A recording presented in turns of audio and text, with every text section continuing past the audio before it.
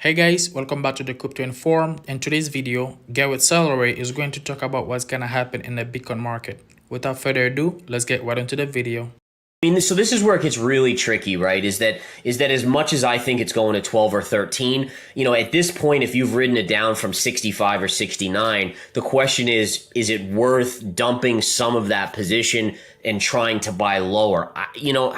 It's hard for me to give advice on that because it's such a tricky thing. I wouldn't want it to hit 15,000 and then start its next bull run and then people miss out on it. What I like to do is basically I would just say, if you're still in it and you've ridden it down, I don't know if I'd take the risk of exiting if at these levels. I mean, even, if you think about from 69 to where it is, that amount of drop. I mean, if I'm saying it's going to go to 12, it's only another $10,000. It's the equivalent of from 65 going to 55. It's not that big of a move. So just so everyone knows what I'm looking to do, basically below 20, at 19, I put 1/6 of what I want to own as a HODL position in Bitcoin into a portfolio, right? And basically every 2,000 to 3,000 down, I'm going to add another 1/6. So I'll have 2/6, 3/6, 4/6, 5/6 of a position, and then finally a full position at 6/6. If it gets below 10,000, that would be my last add right there. So I would say to people, I mean, you got to choose what you're most comfortable with. But my recommendation is at this stage, just dollar cost average at this point down.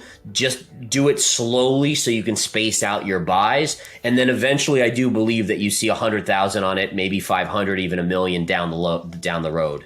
Look at how flat it is comparatively. I mean, it is just so flat in terms of a bearish consolidation pattern. So I do think that's exactly it. The next kind of risk off period takes Bitcoin down to that 12 to 13,000 level. And again, I think that's where you have a chance at making a bottom. There's a small chance that I kind of do the comparison where I look at the Amazon chart from 2000, because I kind of say, hey, look at Amazon today. That's where I envision Bitcoin being like the biggest player on the block.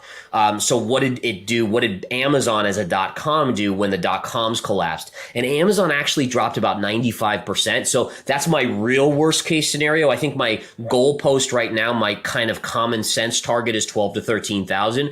But I do want people to be aware that there's always a chance that you could see that 95% drop, which takes us back to about 3,500 on Bitcoin. Now, again, Amazon at that point was, if you took away the split, it was about a $6 stock, and then it went to like 3,500. So again, then map it out where Bitcoin could go later on, and that's why I'm so long-term bullish on it. But it certainly is. I mean, this is unprecedented in terms of Bitcoin's history with everything going on. The Fed, Bitcoin's never experienced a tightening phase like this, inflation this high. It's only been around since 2009. I always say to people, charts are truth, meaning that, you can go on, listen to the news, you can read stories online. There's always bias in that stuff. I mean, even if someone tries not to have bias, we inherently have bias. But what you can't do is say that a chart has bias. A chart is just showing you the general price action of basically millions and millions and millions of investors. And if you can read those patterns, it tells you the likely scenario of what's going to happen. What do you guys think about Gareth Soloway's take on what's going to happen in the Bitcoin market? Let us know your thoughts in the comment section below. Don't forget to like and subscribe, and we will see you in the next one.